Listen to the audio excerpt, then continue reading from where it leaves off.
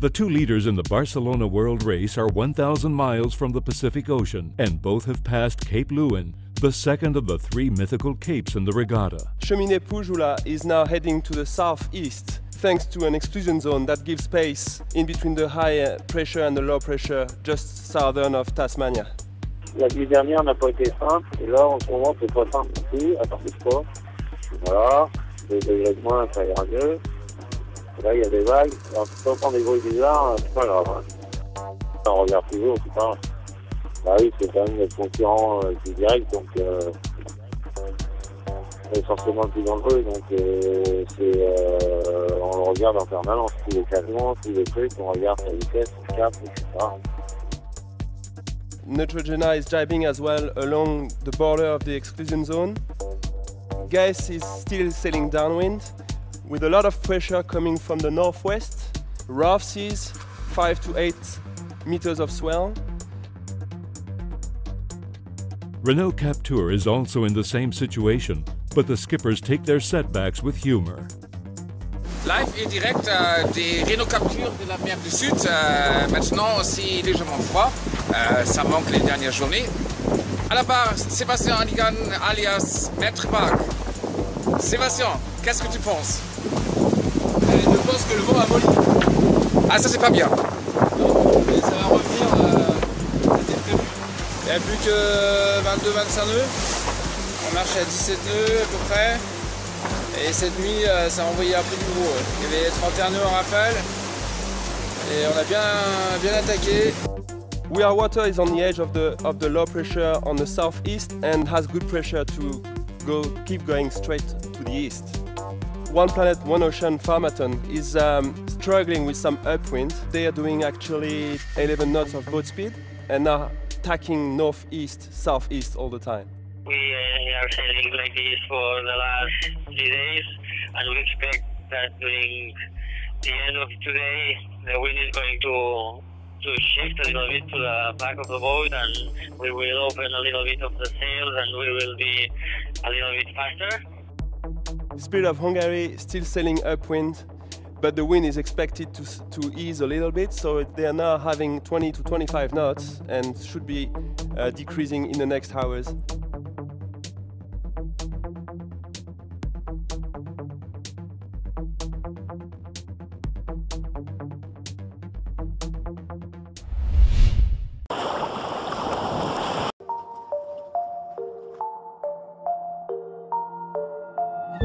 Everyone else has to bear away behind a Linky. Red Bull go for a big bear away.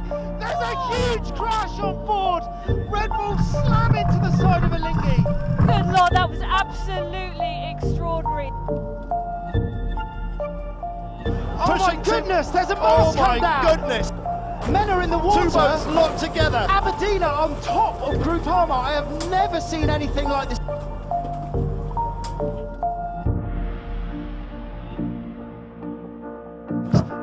There's a massive crash again. I reckon there's some holes in some boats out there for sure. Big issue, big issue. Whoa!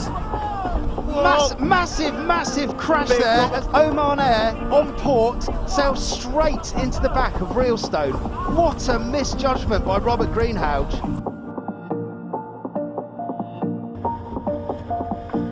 With the gusts, it was very hard for him to bear off behind us, and the contact was very hard.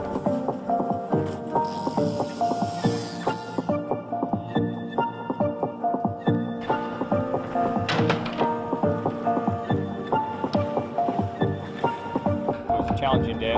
We hit 3 marks, hit 2 boats, and then we broke 1 mast.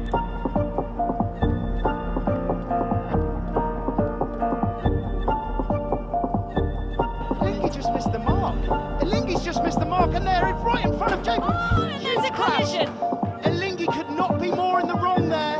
The top 3 boats that are all in contention for winning this act are in a massive pile-up on the top mark. Capsize, Hannah. Oh, GAC Pindar have had a big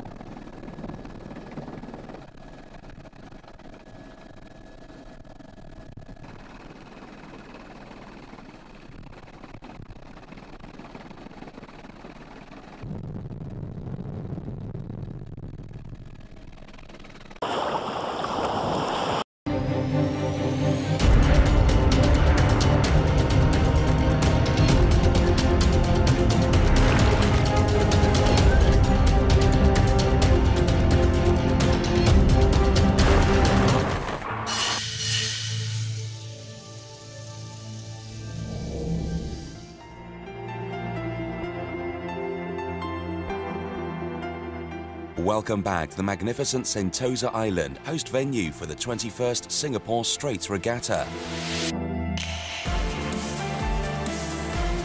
The decisive day has dawned and the fire of determination is glowing bright in the eyes of the sailors. Today's performance will decide the podium.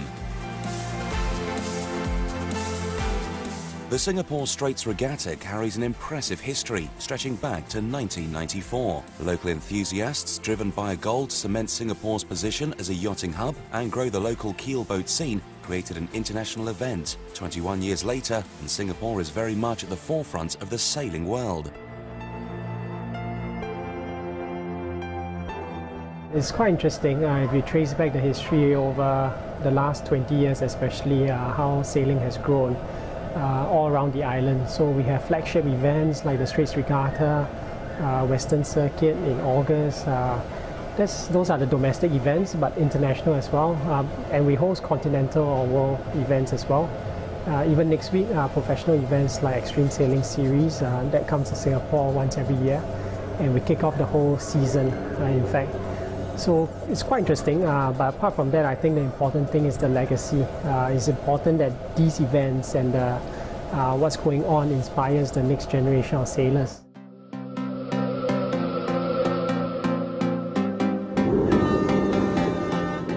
Out on the track, and the SB20 fleet had to dig deep and produce their best teamwork and skill in the two remaining six-leg upwind-downwind races. Results would determine the Asia-Pacific champion. A frisky breeze with gusts reaching up to 20 knots set the stage for the final races. The team on Glasgow Kiss from Great Britain, skippered by Niels Razmilovic, mastered the conditions. They racked up another win and a third place to seal the championship crown.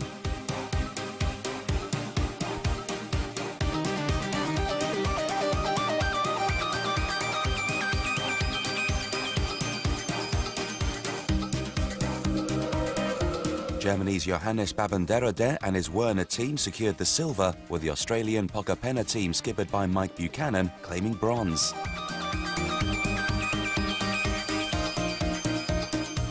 Sailing is not a man's world. Women are always in the mix and regularly at the front. Women's teams are more than able to challenge the men on the leaderboard and give them a run for their money, and can handle the boat equally skillfully. Women often join the men for mixed racing, adding their talent to the team.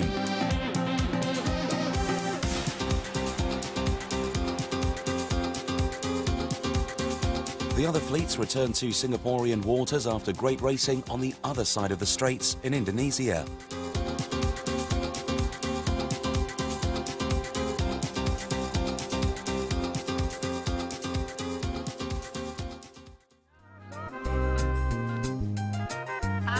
The impressive closing ceremony showered the winners with prizes and applause. All teams enjoyed the warm hospitality, weaved with a typical Singaporean tropical touch. Another year of great racing and great memories. Teams will be back next year.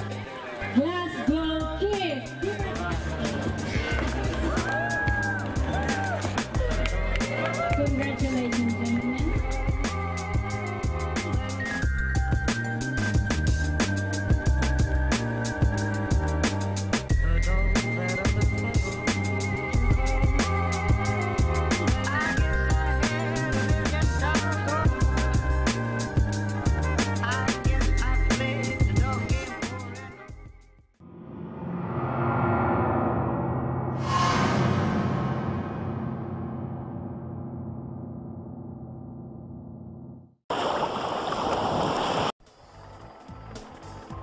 The first three legs of this year's Volvo Ocean Race have each been won by different teams.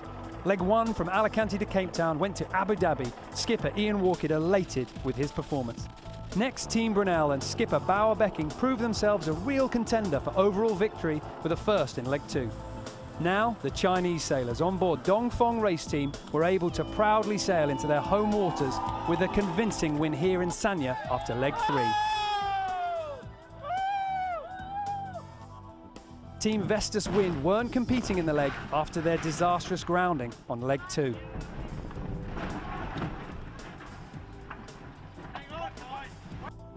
The crew was safely rescued and quickly launched the ambitious challenge to salvage their boat and rejoin the race. A team went back to the St. Brandon Reef and everything was recovered. The collision had caused massive damage, but after shipping the boat to a waiting survey team, a repair was deemed possible. After a long journey all over Europe, the work has finally begun to get the boat back to full speed. Leg 3 was predictably light and tough, the sailors often having to venture underneath the water to clear away seaweed.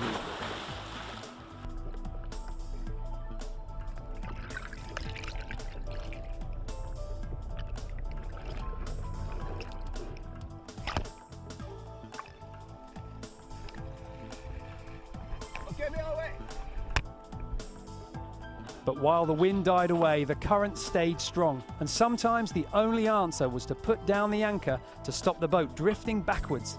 A frustrating moment for all the teams. We got overtaken by a duck.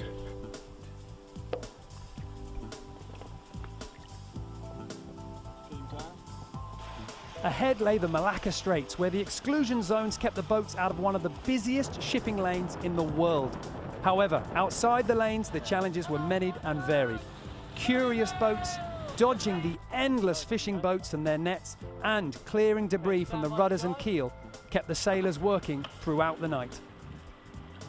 Sharing such a small stretch of water with some of the biggest ships on the sea, everyone was relieved to reach the open space of the South China Sea. While the course tried its best to split the fleet, the racing stayed close. 4 of the teams remained within sight of each other almost to the finish. But Dongfeng Race Team, having took the lead early on, convincingly held it for the next 5,000 miles. Their win being the biggest margin in this edition so far. And it was made all the more special as they celebrated their home victory with supporters and family and everyone who'd come to cheer them in.